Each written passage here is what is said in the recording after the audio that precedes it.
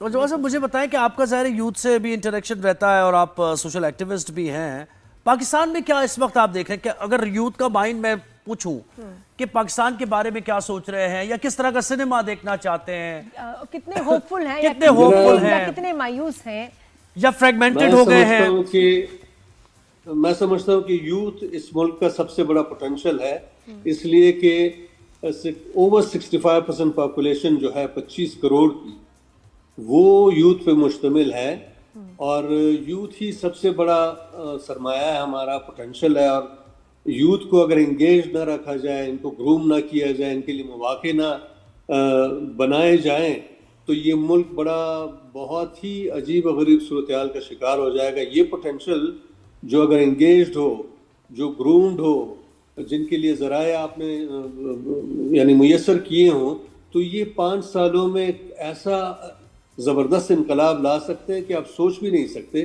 لیکن یہی یوتھ اگر ڈسلیوژنڈ ہو, ناراض ہو, اور ناراض بھی بلا وجہ نہیں, حقیقت یہ ہے کہ ان کو کوئی توجہ نہیں دی جاتی, تو یہ ٹائم بام سے زیادہ خطرناک عنصر جو ہے اس ملک کا بن سکتا ہے. تو میری نظر میں یوتھ کو انگیج رکھنا بہت ضروری ہے, اس لیے کہ کل کے لیڈر یہ ہیں. اور یہی وجہ ہے برین ڈرین ہو رہا ہے ہمارا, جو لوگ ظاہر ہے باہر جا رہے ہیں, یوتھ کوشش کرتی ہے کہ ہم باہر چلے جائیں. برین ڈرین تو میں کوئی اتنا بڑا مسئلہ نہیں سمجھتا ہوں, اس لیے کہ 25 کروڑ آبادی میں اگر کوئی 50,000 یا لاکھ یا 2 لاکھ چلے جاتے ہیں تو اس سے کیا فرق پڑتا ہے. اس کے بعد بھی بہت سارے لوگ یہاں موجود ہیں, جو موجود ہیں ان کو توجہ دینی چاہیے, اور میرا خیال ہے کہ توجہ اگر دی جائے تو یہ ملک بڑا خوشحال, بڑا پرامن, بڑا خوبصورت ہو سکتا ہے, جو انفارچونیٹلی کمپرومائز پالیٹکس کی وجہ سے نہیں ہو سکتا. بہت شدید پالیٹکس آپ کے تو ڈراموں میں دکھاتے تھے کہ اس وقت کی جو پالیٹکس اور اسٹوڈنٹس کا اس میں کردار,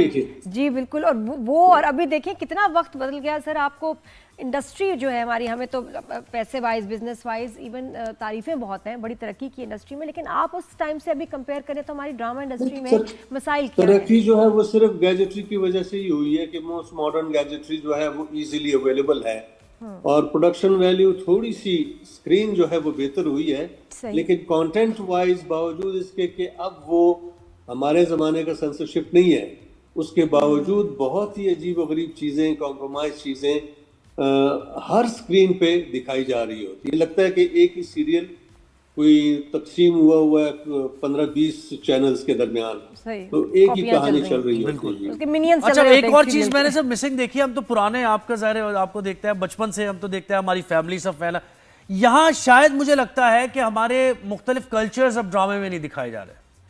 یہ ایک بڑا پہلے پی ٹی وی, یہ کہ مجھ سے بڑی عمر کے لوگ بھی مجھے کہتے ہیں کہ بچپن سے آپ کو دیکھتے آ رہے ہیں. جی جی صحیح بات ہے. یہ اصل میں یہ جو ہماری ڈائیورسٹی ہے پاکستان کی, کہ ہر صوبے میں مختلف رنگ ہے, مختلف کلچر ہے, میوزک ہے, کوزین ہے, کاسٹیومز ہیں, طرح طرح کی چیزیں جس کو ایکسپلائٹ کیا جانا چاہیے. پی ٹی وی کے زمانے میں یہ تھا کہ ایک ہفتے کوئٹہ کا ڈرامہ ہوتا تھا, دوسرے دن ڈرامہ لاہور کا ہوتا تھا, تیسرے دن کراچی کا, اس کے بعد پشاور کا, تو پورے پاکستان کے جو رنگ ہیں وہ نظر آتے تھے, اور کہانیاں بھی بالکل مختلف ہوتی تھی کیونکہ وہ اپنے اپنے کلچر کو ریفلیکٹ کرتی تھی. اب وہ چیز نہیں رہی. سیف پلے کرتے ہیں جتنے بھی چینلز ہیں, میں ان کو بلیم بھی نہیں کرتا ہوں, اس لیے کہ پی ٹی وی کی طرح ان کے پاس وہ وسائل نہیں ہیں کہ یہ اسپانسرز کے پیچھے نہ بھاگیں. انہوں نے پیٹ بھرنا ہوتا ہے, جلدی میں کام کرنا ہوتا ہے, لیکن اگر یہ زیادہ بہتر, زیادہ ڈائیورسفائڈ قسم کی کہانیاں لائیں تو یہ بہت زیادہ کما سکتے ہیں. ان کو یہ بات کیوں سمجھ نہیں آتی ہے؟ مجھے اس بات پہ بڑا مطلب میں سمجھتا ہوں کہ یہ بہت پریشان کن بات ہے. جی سر ذرا بتائیے گا, یہ جو توبہ عذاب ہے ہمارا آج کا, ایک ٹائم تھا جب لوگ خط لکھتے تھے, اپریشیٹ کرتے تھے, صلاح دیتے تھے. اب سوشل میڈیا پہ جب آپ دیکھتے ہیں کس طرح سے نیگیٹیوٹی پھیلی اور ہر کوئی انفلوئنسر بنا ہے, کچھ بھی کوئی کہہ دیتا ہے, کامنٹس میں بہت ہیٹ اور عجیب سی, اور پھر وہ بات پھیل جاتی ہے, کوئی اس کا اس کو کیسے لیتے ہیں؟ میرے نزدیک سوشل میڈیا ایک بہت ہی پورٹنٹ قسم کا پلیٹ فارم ہے جس سے آپ پوری دنیا کے ساتھ اسی لمحے لنکڈ ہو سکتے ہیں اور دنیا جہاں کا علم حاصل کر سکتے ہیں. ایک دوسرے کے ساتھ بات چیت کر سکتے ہیں, ایک دوسرے کے قریب آ سکتے ہیں. لیکن ہمارے ہاں چونکہ یہ نیا فینومینن ہے اور کچھ کمپرومائز پالیٹکس کی وجہ سے وہ خاص قسم کے عناصر کو وہ بریڈ کرتے جاتے ہیں, جیسے اوور بریڈنگ نہیں ہوتی ہے خرگوشوں کی یا چوہوں کی, اس طرح کے لوگ جو یہ پھیلا دیتے ہیں اور اپنی سکن بچانے کے لیے ان کو صرف اور صرف تشدد, گالیاں اور انٹالرنس فیڈ کر کے بھیج دیتے ہیں اوپن. اب یہی سوشل میڈیا بہت سارے جو انفلوئنسرز ہوتے ہیں, کوئی اچھے انداز سے استعمال کر رہا ہوتا ہے, کوئی بہت ہی کمپرومائز انداز سے, تو کمائی کا ایک بڑا آسان ذریعہ بن چکا ہے. اس لیے لوگ اس کو ابیوز کر رہے ہیں, یوز نہیں کر رہے ہیں زیادہ تر.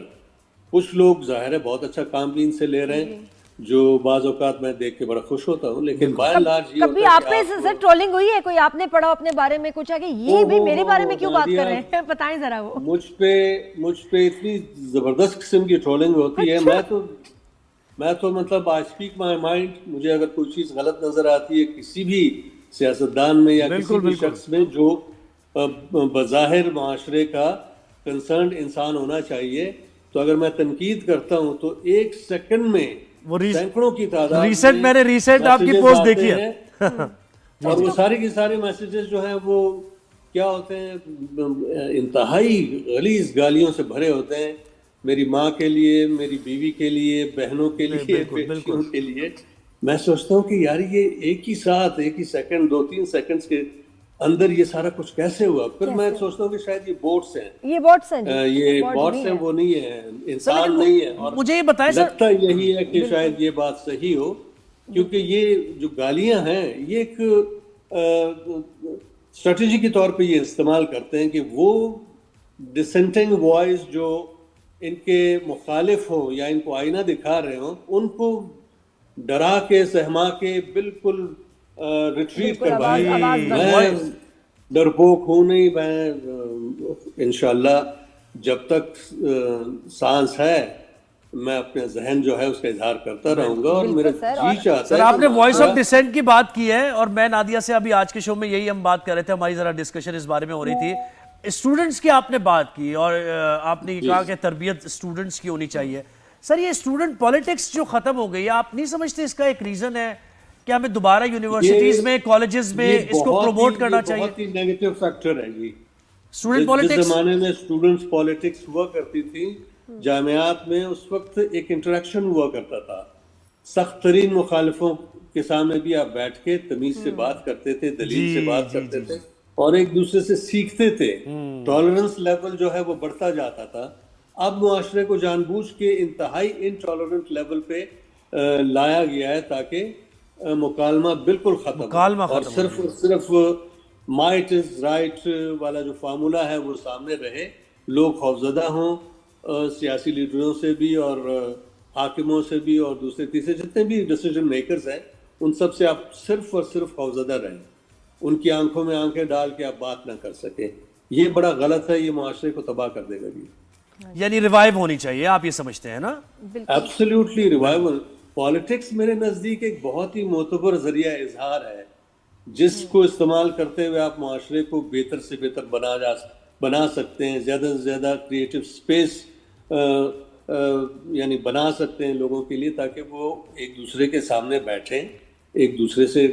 اچھا سر, تھوڑا سا لیوریج میں اس بات کا لے رہا ہوں کیونکہ آپ بہت زیادہ, میں آپ کے فالو بھی کرتا ہوں ٹویٹس وغیرہ. مجھے بتائیں کہ ڈیموکریسی کے بارے میں آپ کیا سمجھتے ہیں؟ یعنی یہ جمہوریت, یہ سسٹم ٹھیک ہے؟ ابھی ہمیں تو تھوڑا ڈسبلیف آ رہا ہے. اور پاکستان میں جمہوریت وہ سکسیسفل ہے. آج کل کے دور میں میرا خیال بائی اینڈ لارج پوری دنیا میں ڈیموکریسی جو ہے وہ بیک فٹ پہ ہے, کیونکہ ہر جگہ جو یہ انتہا پسند ہیں, رائٹ ونگرز, یہ پھیلے ہوئے ہیں پوری دنیا میں.